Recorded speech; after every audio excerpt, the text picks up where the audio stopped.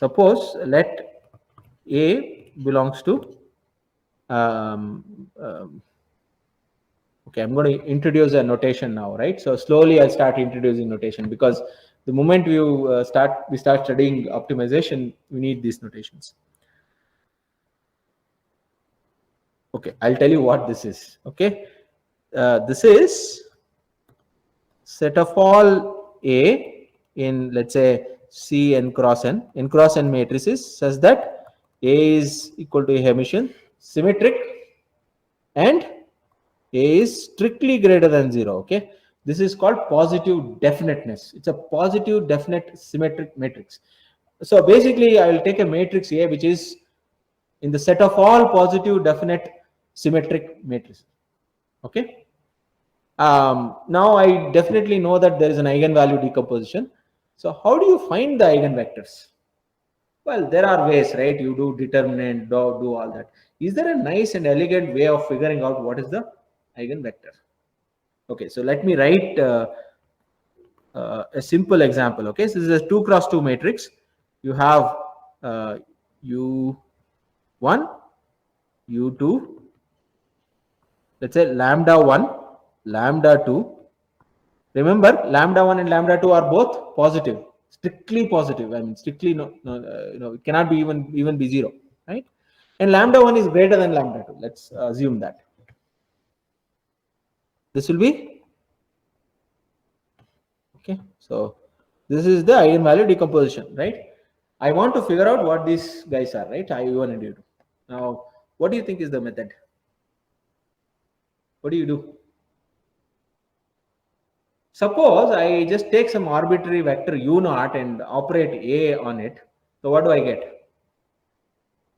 U0 can be, it's a vector in 2 dimension. It has a component along the direction of U1. It has a component along the direction of U2, right? Whichever is larger gets scaled by lambda 1, right? Whichever. So for example, that direction of U0 which is there in along U1 will get scaled by lambda 1. The other one will get scaled by lambda 2, right? That's what we have, right? So, and then I'll get a vector, right? So, okay, now the question is, how do you find this U1? Can anybody think of an algorithm?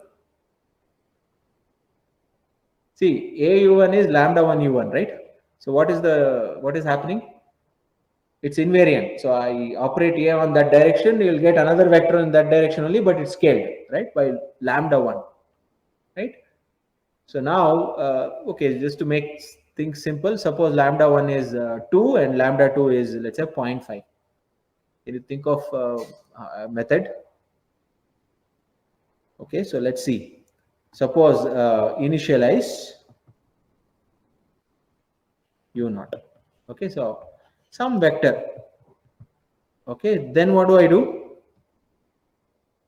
I'll just do this, right? For t equal to 0, not 0, I'll start with 1.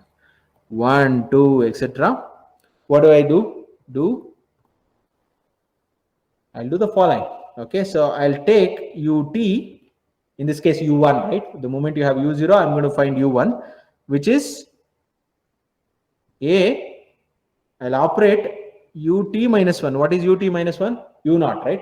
A u0 is what? So u0 has two components. Remember, one along u1 and one along u2. So one along u1 will get amplified by 2. One along u2 will get reduced by a factor of 2, right? Because it's half, right? So it will go down, right? This gets amplified. Now what do? I get a huge vector, right? If the component of u0 was more along the direction of u1, then I'll get, I think this is not the right, okay. I'll just change the notation, okay? So I'll call this as, this is notation problem, because u1 is, I'll write it as superscript, okay? So this is ut, this is a u t minus 1, okay? Now, it's scaled by a huge amount. So what I'm going to do is I'm going to normalize it, okay? So I'll do this 2 norm, okay? It's a normal vector, it's a unit vector. So what do I do after that? End. Okay, I'll keep looping. So what do I get? Intuitively, Suppose the direction is towards, let's say, u1, u0 is direction slightly towards u1, for example. Then what happens?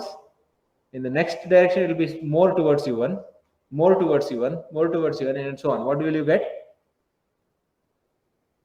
So I can write, say, I'll write it here. Output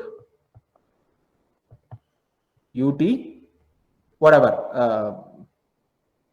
Maybe I'll do it t times. Okay, so I'll output ut, right? T is very large. Okay, very large. This is a practical algorithm. I'll say t is 1000. I'll keep on doing that. So output ut, and see, what does ut corresponds to? U capital T. It's the eigenvector corresponding to the maximum eigenvalue, that is u1, right? What does this correspond to now? Norm of AUT. What does this correspond to? If ut is u1, what is AUT or AU1?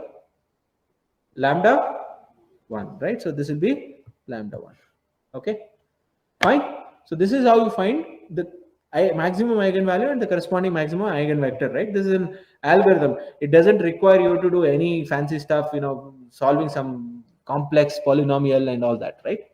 Which is very difficult. It goes into algebra. Now, of course, now there are a few questions, right? So first of all, how do you prove that ut converges to u1, right?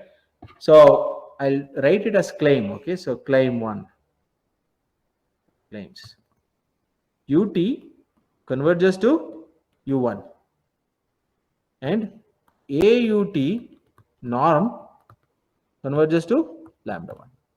The second one is a simple convergence of numbers, right? AUT norm is a number, so it's a convergence. What does this mean? This means 2 norm goes to 0, right?